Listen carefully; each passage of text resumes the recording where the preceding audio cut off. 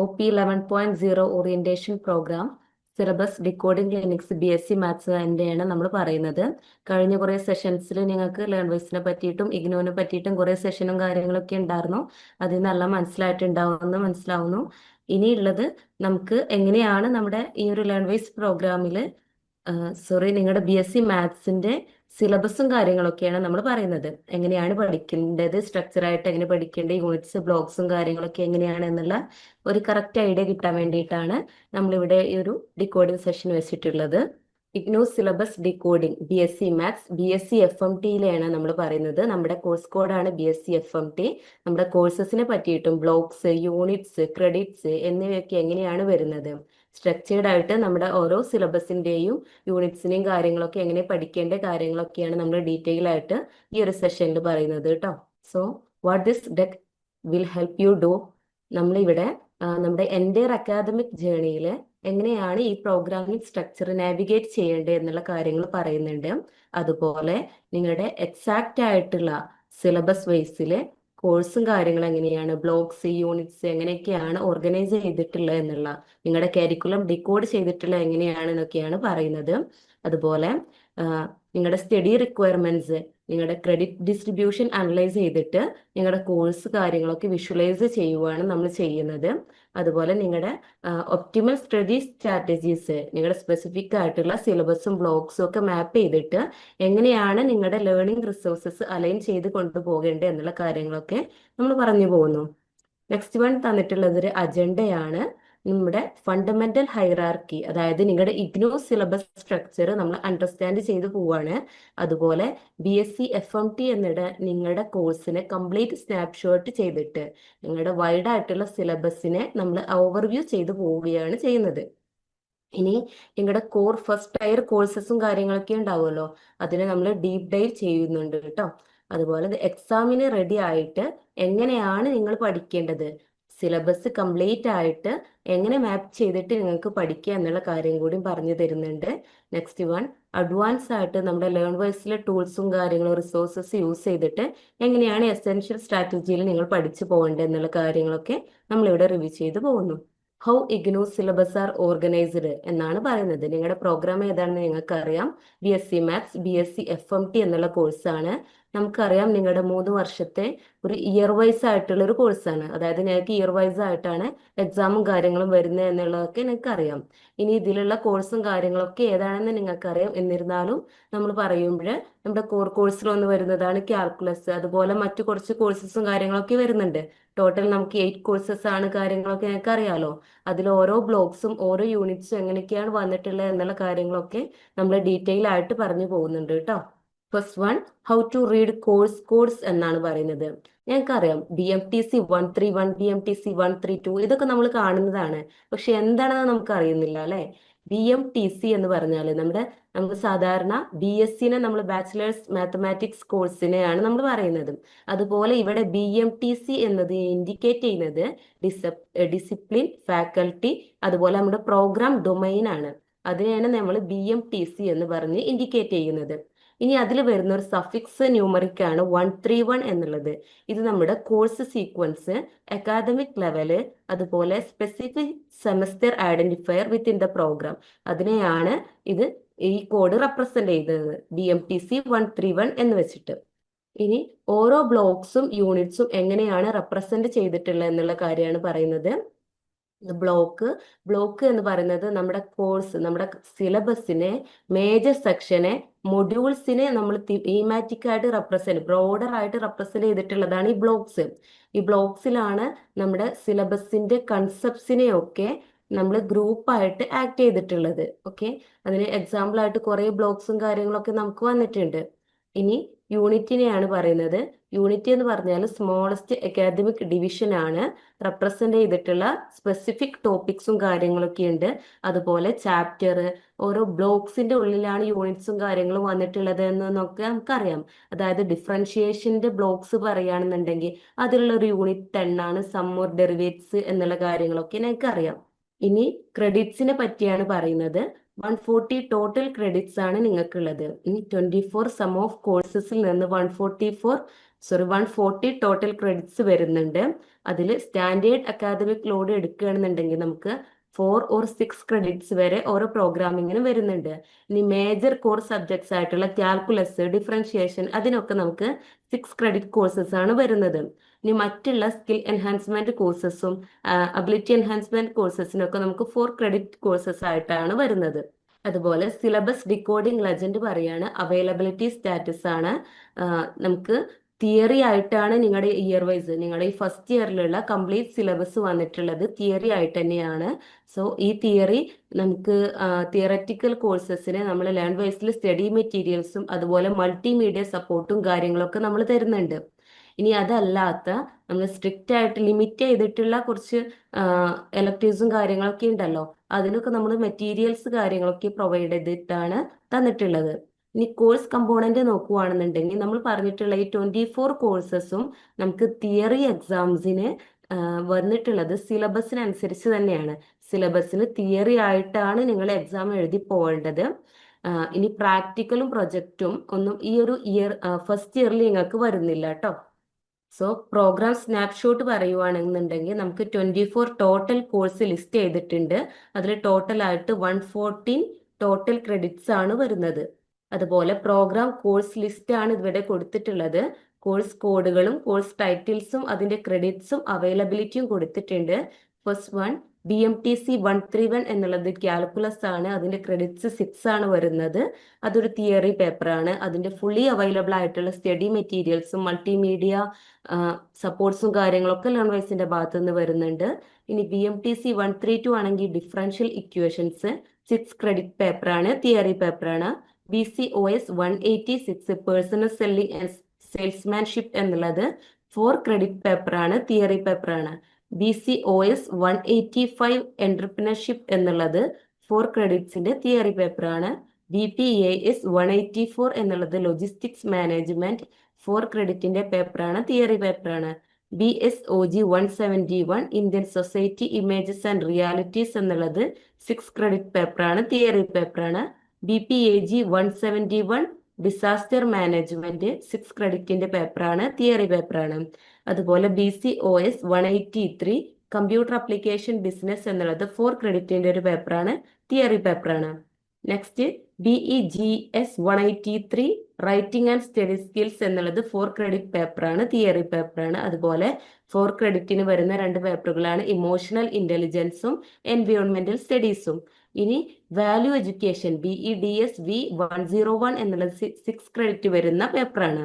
അതുപോലെ BMDG 171 disability society and culture എന്നുള്ളത് 6 credit പേപ്പറാണ്.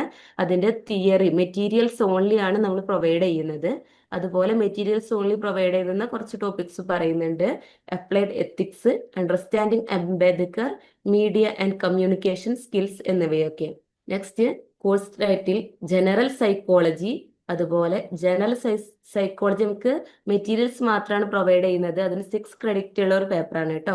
ഇനി traditions and perception of craft in Bharat എന്നുള്ളത് തിയറി പേപ്പറാണ്, 4 ക്രെഡിറ്റ്സിന്റെ.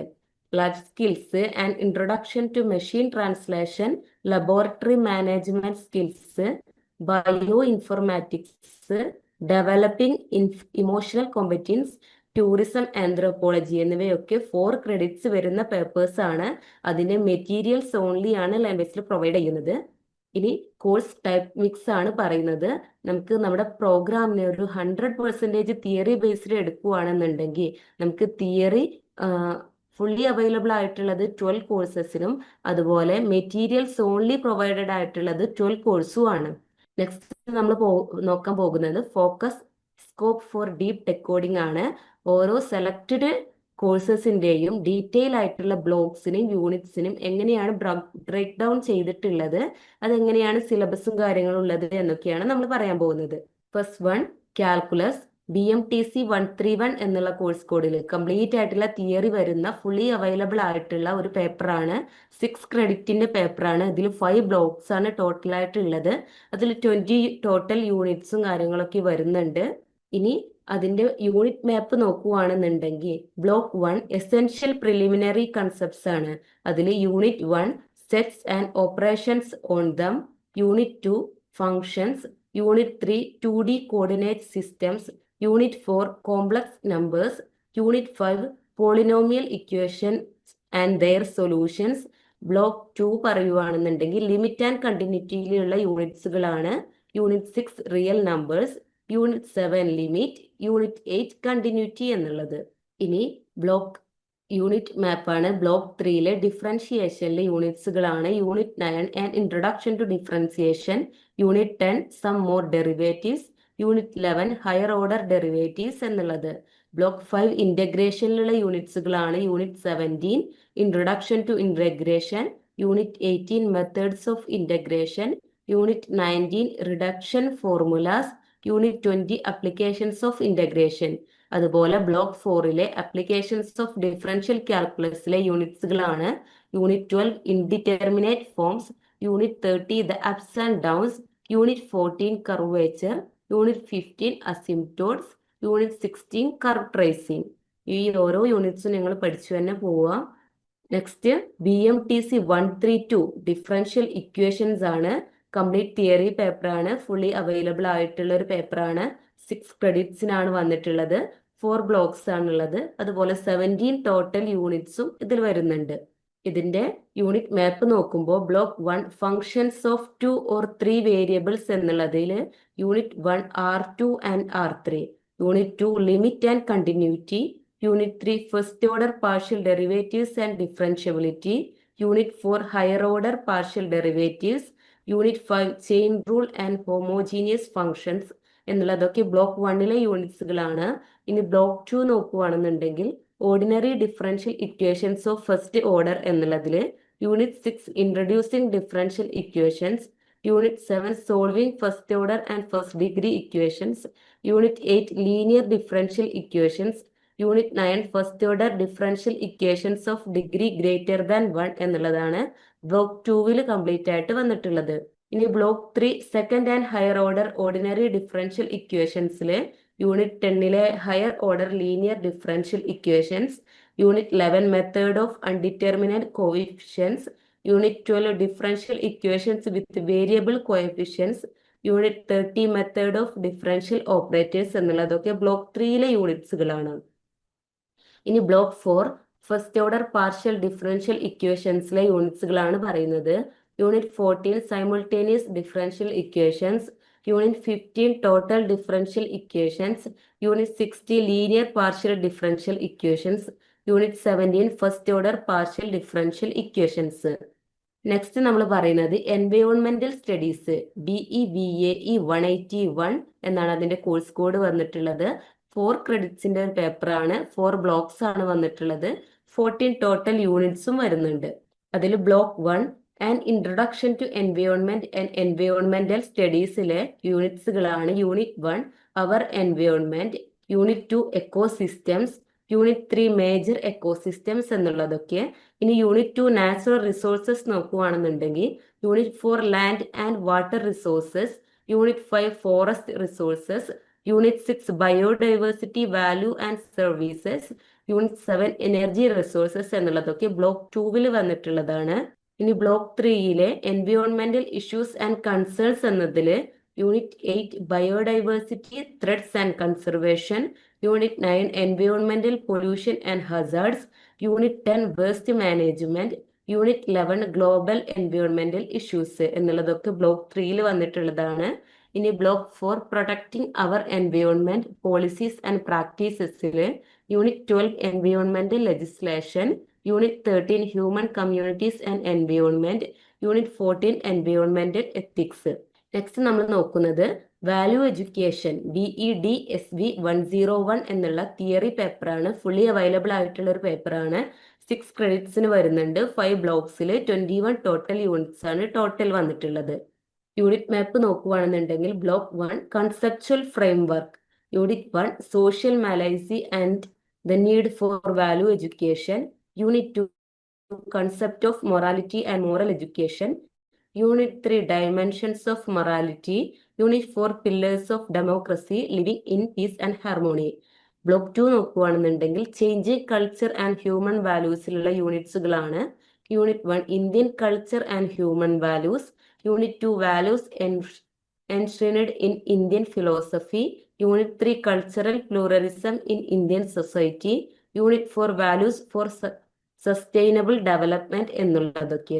ഇനി യൂണിറ്റ് ബ്ലോക്ക് 3യിലേക്ക് പോകുമ്പോൾ തിയററ്റിക്കൽ ഫൗണ്ടേഷൻസിൽ വരുന്ന യൂണിറ്റ്സുകളാണ് theories of goodness, theories of conduct, reason and emotions in human conduct, character and personality എന്നുള്ളത്.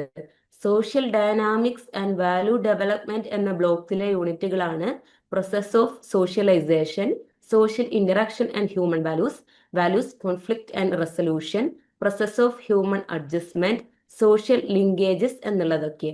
ഇനി സോഷ്യൽ ലിങ്കേജസ് എന്നുള്ള ബ്ലോക്കിൽ വരുന്ന യൂണിറ്റ്സുകളാണ് value development through social institutions, family and neighbourhood, school and peer, role of parents, influence of media on value development എന്നുള്ളതൊക്കെ. ഇനി focus term summary matrix ആണ് നമ്മൾ കൊടുത്തിട്ടുള്ളത്. ഓരോ കോഴ്സ്, അതായത് നിങ്ങൾക്ക് 4 കോർ കോഴ്സ് ആണ് വന്നിട്ടുള്ളത്. അതിന് ഡീറ്റെയിൽ ആയിട്ട് നമ്മളിപ്പോൾ പറഞ്ഞു. അത് 4 തിയറി പേപ്പേഴ്സ് ആണ്, അതിന് ഫുള്ളി അവൈലബിൾ ആണ് എന്നുള്ള കാര്യങ്ങളൊക്കെ പറഞ്ഞു. അതിൽ 3 6 ക്രെഡിറ്റിനും എൻവയോൺമെന്റൽ സ്റ്റഡീസ് മാത്രം 4 ക്രെഡിറ്റും ആണ് എന്നുള്ള കാര്യവും പറഞ്ഞു.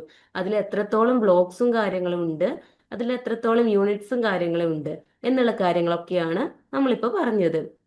ഇനി അടുത്തതായിട്ട് അസൈൻമെന്റിനെ പറ്റിയിട്ടാണ് പറയാനുള്ളത്. അതിനു വേണ്ടിയിട്ട് നമ്മുടെ കൊമേഴ്സിന്റെ മെന്റർ ആയിട്ടുള്ള ആതിര മാം അവൈലബിൾ ആണ്. മാം ഇനി ബാക്കിയുള്ള സെഷൻ ലീഡ് ചെയ്യുന്നതായിരിക്കും. Over to Athira ma'am. So ഇപ്പൊ നമ്മൾ ഫോക്കസ് ചെയ്യാൻ പോകുന്നത് അടുത്ത സെക്ഷൻ എന്ന് പറയുന്നത് നമ്മുടെ അസൈൻമെന്റ്സിനെ കുറിച്ചാണ്. അതായത് നമ്മൾ എക്സാം എഴുതുന്നതിന്റെ അതേപോലത്തെ ഇമ്പോർട്ടൻസ് ആയിട്ടുള്ള ഒരു സംഭവമാണ് അസൈൻമെന്റ്സ് എന്ന് പറയുന്നത്. അപ്പൊ നമ്മൾ എത്ര എക്സാംസ് ഒരു ഇയറിൽ കംപ്ലീറ്റ് ചെയ്യുമ്പോൾ എഴുതുന്നു, അത്രയും സബ്ജക്ട്സിന്റെ അസൈൻമെന്റ്സ് നമ്മൾ സബ്മിറ്റ് ചെയ്യേണ്ടതായിട്ടുണ്ട്. സോ നമ്മുടെ ഫൈനൽ മാർക്സിന്റെയും ഒരു മേജർ പാർട്ട് നമ്മുടെ അസൈൻമെന്റ് ആയിട്ട് വഹിക്കുന്ന ഒരു സംഭവമാണ്. സോ അസൈൻമെന്റ് എന്ന് പറയുമ്പോൾ നമ്മളിപ്പോൾ ഇയർലി ആണ് നമുക്ക് എക്സാംസ് വരുന്നത്. അപ്പൊ നിങ്ങൾ ഡിസംബറിൽ എക്സാം എഴുതുന്നതിന് മുന്നേ സെപ്റ്റംബർ ഒക്ടോബർ മന്തിലായിട്ടാണ് അത്രയും സബ്ജക്ട്സിന്റെ അസൈൻമെന്റ് നിങ്ങൾക്ക് സബ്മിറ്റ് ചെയ്യേണ്ടി വരിക. സബ്മിറ്റ് ചെയ്യേണ്ടത് നമ്മൾ സ്റ്റഡി സെന്ററിൽ കമ്മ്യൂണിക്കേറ്റ് ചെയ്ത് അവിടെയാണ് പോയിട്ട് സബ്മിറ്റ് ചെയ്യേണ്ടത്. ഏതൊക്കെ സ്റ്റഡി സെന്റർ ആണോ ഇൻഡിവിജ്വലി റെസ്പെക്റ്റീവ് ആയിട്ടുള്ള സ്റ്റഡി സെന്റേഴ്സിലാണ് പോയി സബ്മിറ്റ് ചെയ്യേണ്ടത്. അപ്പൊ സ്റ്റഡി സെന്റേഴ്സിൽ സബ്മിറ്റ്, അപ്പോൾ എക്സാം അസൈൻമെന്റ്സ് എഴുതി തുടങ്ങുന്നതിന് മുമ്പേ സ്റ്റഡി സെന്റർ ആയിട്ട് ഒന്ന് കണക്ട് ചെയ്യാം. ഏത് രീതിയാണ് ഓരോ സ്റ്റഡി സെന്റേഴ്സിനും ഓരോ ഗൈഡ്ലൈൻസ് ആണ് പ്രൊവൈഡ് ചെയ്യുന്നത്. സോ മാക്സിമം ആ ഗൈഡ് ലൈൻസ് സ്റ്റഡി സെന്ററിനോട് ചോദിച്ചിട്ട് തന്നെ മനസ്സിലാക്കിയിട്ട് ആ ഒരു അസൈൻമെന്റ്സ് കംപ്ലീറ്റ് ചെയ്ത് പ്രിസ്ക്രൈബ് ടൈമിന്റെ ഉള്ളിൽ തന്നെ സബ്മിറ്റ് ചെയ്യാൻ ശ്രമിക്കുക. അടുത്തത് നമ്മുടെ അസൈൻമെന്റ്സ് എങ്ങനെയാണ് നമ്മൾ സോഴ്സ് ചെയ്യുക എന്നുള്ളതാണ്. അതായത് നമുക്കറിയാം ഇഗ്നോന്റെ വെബ്സൈറ്റ് igno.ac.in എന്ന് പറഞ്ഞ വെബ്സൈറ്റ് ആണ്. സോ ആ വെബ്സൈറ്റിൽ നമ്മൾ കയറി കഴിഞ്ഞാൽ നമ്മൾ ഓൾറെഡി സ്റ്റുഡന്റ് പോർട്ടലൊക്കെ രജിസ്റ്റേർഡ് ആയിരിക്കും. അപ്പൊ ഇനി ആ വെബ്സൈറ്റ് ത്രൂ ആണെങ്കിൽ വെബ്സൈറ്റിൽ കയറി കഴിഞ്ഞാൽ തന്നെ നമുക്ക് അതിന്റെ അകത്ത് സ്റ്റുഡന്റ് സർവീസസ് എന്ന് പറഞ്ഞൊരു ഓപ്ഷൻ കിട്ടും. ഓപ്ഷന്റെ അകത്ത് ഡൗൺലോഡ് ഹബ് ഉണ്ട്. അതിന്റെ അകത്ത് നമുക്ക് കറണ്ട് അസൈൻമെന്റ്സ് എല്ലാം അവൈലബിൾ ആയിരിക്കും. സോ നമ്മുടെ ഏതാണോ നമ്മൾ എഴുതാൻ പോകുന്ന അസൈൻമെന്റ് അതിന്റെ സബ്ജക്റ്റിന്റെ കോഴ്സ് കോഡ് വെച്ച് സെർച്ച് ചെയ്തിട്ട് വേണം നമുക്ക് അസൈൻമെന്റ് നമുക്ക് ഡൗൺലോഡ് ചെയ്തെടുക്കാൻ പറ്റുന്നതാണ്. സോ അതിലെല്ലാ അസൈൻമെന്റ്സും ഇഗ്നോ ഒഫീഷ്യൽ ആയിട്ട് അതിലാണ് അപ്ലോഡ് ചെയ്ത് പോകുന്നത്. ഈ ഒരു മാപ്പിംഗ് എന്താണ് ഏറ്റവും കൂടുതൽ ഇമ്പോർട്ടന്റ് ആയിട്ട് വരുന്നത് എന്തുകൊണ്ടാണെന്ന് വെച്ച് കഴിഞ്ഞാൽ ഫസ്റ്റ് വൺ സിലബസ് ആണ്. എന്താണ് നമ്മൾ ഇപ്പോൾ ഒരു BSc മാത്സ് എന്ന് പറയുന്ന ഒരു ഗ്രാജുവേഷൻ പ്രോഗ്രാമിൽ ഏതൊക്കെ രീതിയിലുള്ള സബ്ജക്ട്സ് എങ്ങനെയൊക്കെയാണ് നമ്മൾ ഫോക്കസ് ചെയ്ത് പഠിക്കേണ്ടത് എന്നുള്ളതും ഓരോ ബ്ലോക്സിലും യൂണിറ്റ്സിലൊക്കെ ഏതൊക്കെ രീതിയിലുള്ള ടോപ്പിക്സ് ആണ് കവർ ചെയ്യുന്നതെന്നുള്ളതും ഒക്കെ നമുക്ക് ഈ ഒരു സിലബസ് കവർ ചെയ്ത് പോകുമ്പോൾ നമുക്ക് മനസ്സിലാവും. അതേപോലെ സ്റ്റഡി റിസോഴ്സസ്, അതായത് ഓരോ നമ്മൾ ഓരോ ബ്ലോക്സും ഓരോ യൂണിറ്റ്സ് എടുക്കുമ്പോൾ അതിന് ഓരോ രീതിയിലായിരിക്കും നമുക്കത് പഠിക്കാൻ വേണ്ടി നമ്മൾ പ്രചോദനമാകും. അപ്പൊ നോട്ട്സ് വേണോ വീഡിയോസ് വേണോ എന്നുള്ള കാര്യങ്ങളൊക്കെ നമുക്കൊരു സ്റ്റഡി റിസോഴ്സസ് വെച്ചിട്ട് നമുക്കതൊരു എയിം ചെയ്ത് പഠിക്കാൻ പറ്റും. സോ ഇതെല്ലാം സിലബസും പിന്നെ അതേപോലെ സ്റ്റഡി റിസോഴ്സും കൂടി കമ്പൈൻ ചെയ്യുമ്പോഴാണ് നമ്മൾ എക്സാം എഴുതാൻ വേണ്ടി റെഡി ആയി എന്ന് നമുക്ക് പറയാൻ പറ്റുന്നത്. സോ ഏതൊക്കെ രീതിയിലുള്ള റിസോഴ്സ് കാറ്റലോഗ് ആണ് നമുക്ക് അവൈലബിൾ ആയിട്ടുള്ളത് എന്നുള്ളത് പറയാം. First one recorded lectures. എല്ലാവർക്കും അറിയാം, നമുക്ക് ഓൾറെഡി നമ്മുടെ ലേൺ വൈസ് ആപ്പിൽ എല്ലാ സബ്ജക്ട്സിന്റെയും എല്ലാ ബ്ലോക്സ് ആൻഡ് എല്ലാ യൂണിറ്റ്സിന്റെയും റെക്കോർഡഡ് ക്ലാസ്, ഡീറ്റെയിൽഡ് ആയിട്ടുള്ള റെക്കോർഡഡ് ക്ലാസ് ഓൾറെഡി അവൈലബിൾ ആണ്. സോ എല്ലാവർക്കും അത് നോക്കി നമുക്ക് പഠിക്കാവുന്നതാണ്. അത് കഴിഞ്ഞ് ലൈവ് സെക്ഷൻസ്. അപ്പൊ ഈ റെക്കോർഡഡ് എന്ന് പറയുന്നത് നമുക്ക് ഓൾറെഡി ഡീറ്റെയിൽഡ് ആയിട്ടുള്ള ക്ലാസ് ആയതുകൊണ്ട് നമ്മൾ ലൈവ് സെക്ഷൻ എന്ന് പറയുന്നത് റിവിഷൻ ബേസിലാണ് നമ്മൾ എടുക്കുന്നത്. സോ ഓരോ ബ്ലോക്സിനെ ഫോക്കസ് ചെയ്തിട്ട് നമുക്ക് എക്സാം ഇമ്പോർട്ടൻസ് ആയിട്ടുള്ള എല്ലാ ടോപ്പിക്സും കവർ ചെയ്ത് പോകുന്ന ലൈവ് സെക്ഷൻസും നിങ്ങൾക്ക് അവൈലബിൾ ആയിരിക്കും. അതേപോലെ value added notes. Value added notes എന്ന് വെച്ച് കഴിഞ്ഞാൽ ഓരോ യൂണിറ്റ്സിന്റെയും പോയിന്റ് ആയിട്ട് നമുക്ക് എക്സാം ആയിട്ട് വേണ്ടി ഉള്ള നോട്ട്സ് എല്ലാം പ്രിപ്പയർ ചെയ്ത് തരുന്നതാണ് ഈ വാല്യൂ ആഡഡ് നോട്ട്സ് നമ്മൾ ഉദ്ദേശിക്കുന്നത്. സോ നമുക്കത് HP ഹെൽപ്പ് ബുക്ക് എന്നുള്ള രീതിയിൽ നമ്മൾ പ്രൊവൈഡ് ചെയ്യുന്നു. പിന്നെ എക്സാം സ്പെഷ്യൽ ഗൈഡ്. അപ്പൊ നമുക്കറിയാം എക്സാമിന് വേണ്ടി പ്രിപ്പയർ ചെയ്യാൻ വേണ്ടി നമ്മളെ സഹായിക്കുന്ന എക്സാം സ്പെഷ്യൽ ഗൈഡാണ്. സോ എല്ലാ സബ്ജക്ട്സിന്റെയും എക്സാം സ്പെഷ്യൽ ഗൈഡ്സും നമ്മുടെ ആപ്പിൽ അവൈലബിൾ ആണ്. Next assignment guide. സോ ഞാൻ നേരത്തെ പറഞ്ഞ പോലെ നമ്മുടെ എക്സാം നമ്മൾ എത്രത്തോളം പ്രിപ്പയർ ചെയ്യുന്നു അത്രയും ഇമ്പോർട്ടന്റ് ആണ് നമുക്ക് അസൈൻമെന്റ് കംപ്ലീറ്റ് ചെയ്ത് വെക്കുക എന്ന് പറയുന്നത്. സോ അസൈൻമെന്റ് നമുക്ക് പ്രോപ്പർ ആയിട്ട് കംപ്ലീറ്റ് ചെയ്യാനും ആ ഒരു ആൻസർ ഗൈഡ് ബുക്ക് നമുക്ക് ലേൺവൈസ് പ്രൊവൈഡ് ചെയ്യുന്നുണ്ട്. അതും നിങ്ങളുടെ ആപ്പിൽ അവൈലബിൾ ആയിരിക്കും. പിന്നെ PYQA അനാലിസിസ്, അതായത് previous year question paper analysis ആണ്. നമ്മളൊരു 5 to 6 ഇയേഴ്സിന്റെ ക്വസ്റ്റ്യൻ പേപ്പർ അനലൈസ് ചെയ്ത് നിങ്ങൾക്ക് ഓരോ ബ്ലോക്സിലും ഓരോ യൂണിറ്റ്സിലും എത്രത്തോളം ഇമ്പോർട്ടന്റ് ആയിട്ടുള്ള കാര്യങ്ങളാണ്, ഒരു യൂണിറ്റിൽ ഏതൊക്കെ ടോപ്പിക് ആണ് ഇമ്പോർട്ടന്റ് എന്നുള്ള രീതിയിലൊക്കെ ഒരു അനാലിസിസ് നമ്മൾ പ്രൊവൈഡ് ചെയ്യുന്നത്. എക്സാം അടുക്കുന്ന സമയത്ത് നമ്മൾ ഈ PYQ അനാലിസിസ് നമ്മൾ പ്രൊവൈഡ് ചെയ്യുന്നത്. പിന്നെ മോഡൽ എക്സാംസ്, ഇതും എക്സാം എടുക്കുന്നതിന് മുമ്പായിട്ട് നമ്മൾ എല്ലാ സബ്ജക്റ്റിന്റെയും, അതായത് നമ്മൾ സെലക്ടഡ് ആയിട്ടുള്ള സബ്ജക്ട്സിന്റെ എല്ലാത്തിന്റെയും മോഡൽ എക്സാംസ് നടത്തുന്ന പോലെ തന്നെ 3 hour മോഡൽ എക്സാംസ് ആയിരിക്കും നമ്മൾ കണ്ടക്ട് ചെയ്യുന്നുണ്ടാവുക. പിന്നെ TEE ഹെൽപ്പ് ഡെസ്ക്, അതായത് നിങ്ങൾ രജിസ്ട്രേഷൻ കഴിഞ്ഞാൽ പോലും നമ്മൾ എക്സാമിന്റെ കാര്യങ്ങളാണെങ്കിലും റീ രജിസ്ട്രേഷന്റെ കാര്യങ്ങളായാലും ഇപ്പോൾ നമ്മുടെ എക്സാമിന് വേണ്ടിയിട്ടുള്ള എല്ലാ കാര്യങ്ങളും നമ്മൾ സഹായിക്കാൻ നമുക്കൊരു ഹെൽപ്പ് ഡെസ്കും അവൈലബിൾ ആണ്. ഇനി ഇത് കൂടാതെ ഇംഗ്ലീഷ് എൻറിച്ച്മെന്റ് പ്രോഗ്രാം, അതായത് ഇപ്പൊ നമുക്ക് പഠിച്ചാൽ മാത്രം പോലും ഇപ്പോൾ BSc മാത്സ് എന്ന് പറയുന്ന ഒരു ഗ്രാജുവേഷൻ പ്രോഗ്രാം പഠിച്ചതുകൊണ്ട് മാത്രമായില്ല, നമുക്കത് പ്രോസസ് ചെയ്ത് നമുക്ക് ഒരാളിലേക്ക് എത്തിക്കണം, അല്ലെങ്കിൽ നമുക്ക് ആ ഒരു പഠിക്കാൻ വേണ്ടിയിട്ട് നമുക്ക് കുറച്ചും കൂടി ലാംഗ്വേജ് അറിയണം എന്നൊക്കെ ഉള്ള ആൾക്കാരാണെന്നുണ്ടെങ്കിൽ നിങ്ങൾക്ക് ഇംഗ്ലീഷ് എൻറിച്ച്മെന്റ് പ്രോഗ്രാം നമുക്ക് എല്ലാ ആപ്സിലും അവൈലബിൾ ആണ്. അത് നമുക്ക് പഠിക്കാം. അത് സ്റ്റാർട്ടേഴ്സിനായാലും അതേപോലെ തന്നെ ഫോക്കസ് ചെയ്ത് പഠിക്കുന്നവർക്കായാലും നമുക്ക് ഇംഗ്ലീഷ് കറക്റ്റ് ആയിട്ട് മനസ്സിലാക്കി പഠിക്കാൻ വേണ്ടി സഹായിക്കുന്ന കുറച്ച് വീഡിയോസ് ആണ് അത്. അപ്പൊ അതും കണ്ടു നോക്കാം. അതേപോലെ വെൽബീയിങ് സപ്പോർട്ട്, എവിടെയെങ്കിലും എപ്പോഴെങ്കിലും സ്റ്റക്ക് ആയി പോവുകയാണ് എന്ന് തോന്നുകയാണെങ്കിൽ ലേൺവൈസ് ഹെൽപ്പ് ചെയ്യാൻ വേണ്ടിയിട്ടാണ് നമുക്കൊരു വെൽബീയിങ് സപ്പോർട്ട് ഉള്ളത്.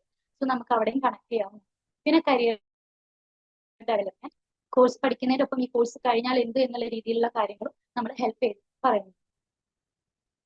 അടുത്തത് ഈ ഒരു കീ ടേക്ക് അവേസ്, അതായത് ഈ ഒരു സെക്ഷൻ കഴിയുമ്പോൾ നിങ്ങൾ എന്തൊക്കെയാണ് മനസ്സിലാക്കുന്നത് എന്നുള്ളതാണ്. ഒന്ന് കോംപ്രിഹെൻസീവ് സ്കോപ്പ്, അതായത് ഈ ഒരു BSc മാത്സ് എന്ന പ്രോഗ്രാം ഇപ്പോൾ നമുക്ക് മനസ്സിലാവും 24 ഡിസ്റ്റിങ് തിയറി കോഴ്സസ് ആണ് നമുക്ക് ഇതിൽ അവൈലബിൾ ആയിട്ടുള്ളത് എന്നുള്ള കാര്യം മനസ്സിലാവും. പിന്നെ ക്രെഡിറ്റ് വെയിറ്റേജ്, അതായത് നമുക്കൊരു ടോട്ടൽ 114 ക്രെഡിറ്റ് മാപ്പ് ആണ് നമ്മൾ ഇതിൽ ചെയ്തിരിക്കുന്നത്. അത് 6 credits and 4 credits സ്പ്ലിറ്റ് ചെയ്ത് 6 credits എന്ന് പറയുമ്പോൾ ഹെവി കോർ സബ്ജക്ട്സും 4 credits എന്ന് പറഞ്ഞാൽ ലൈറ്റ് എലൈറ്റ് സബ്ജക്ട്സും ആയിട്ട് നമ്മൾ സ്പ്ലിറ്റ് ചെയ്ത് കാണിച്ചിട്ടുണ്ട്.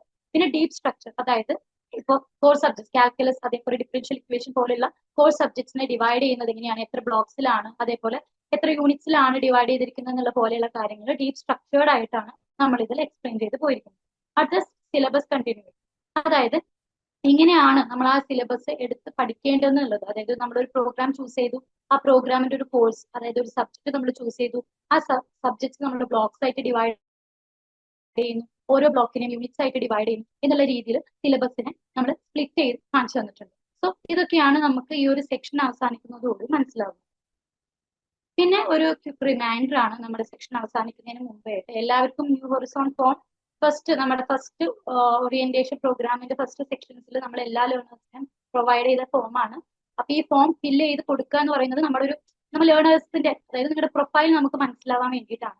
സോ ആർക്കെങ്കിലും ഈ ഫോം കിട്ടിയിട്ടില്ല എന്നുണ്ടെങ്കിൽ മെന്റേഴ്സിനും LSSനും കണക്ട് ചെയ്യാം. എന്നിട്ട് ഇനിയും സബ്മിറ്റ് ചെയ്യാത്ത ഏതെങ്കിലും ലേണേഴ്സ് ഉണ്ടെങ്കിൽ എത്രയും പെട്ടെന്ന് ഇത് ഫില്ല് ചെയ്ത് സബ്മിറ്റ് ചെയ്യാം എന്നുള്ളതാണ്.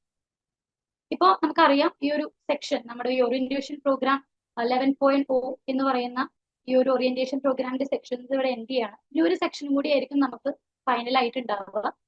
അതൊരു വാപ്പപ്പ് സെക്ഷൻ പോലെ ആയിരിക്കും. സോ അതും നിങ്ങൾ എല്ലാവരും കണ്ട് ഈ ഒരു ഓറിയന്റേഷൻ സെക്ഷൻസ് എല്ലാം നമുക്ക് ഹാപ്പി ആയിട്ട് നമുക്ക് അവസ്ഥ. So thank you. ഏറ്റവും മികച്ച ഇഗ്നോ സപ്പോർട്ട് പ്ലാറ്റ്ഫോമായ ലേൺവൈസിന്റെ സഹായത്തോടെ രാജ്യത്തെ ഏറ്റവും മികച്ച ഡിസ്റ്റൻസ് എഡ്യൂക്കേഷൻ യൂണിവേഴ്സിറ്റിയായ ഇഗ്നോയിൽ നിന്നും ഡിഗ്രി അല്ലെങ്കിൽ PG നേടാം. കൂടുതൽ വിവരങ്ങൾക്കായി എത്രയും പെട്ടെന്ന് സ്ക്രീനിൽ കാണുന്ന നമ്പറിൽ വാട്സ്ആപ്പ് വഴിയോ കോൾ വഴിയോ ബന്ധപ്പെടുക.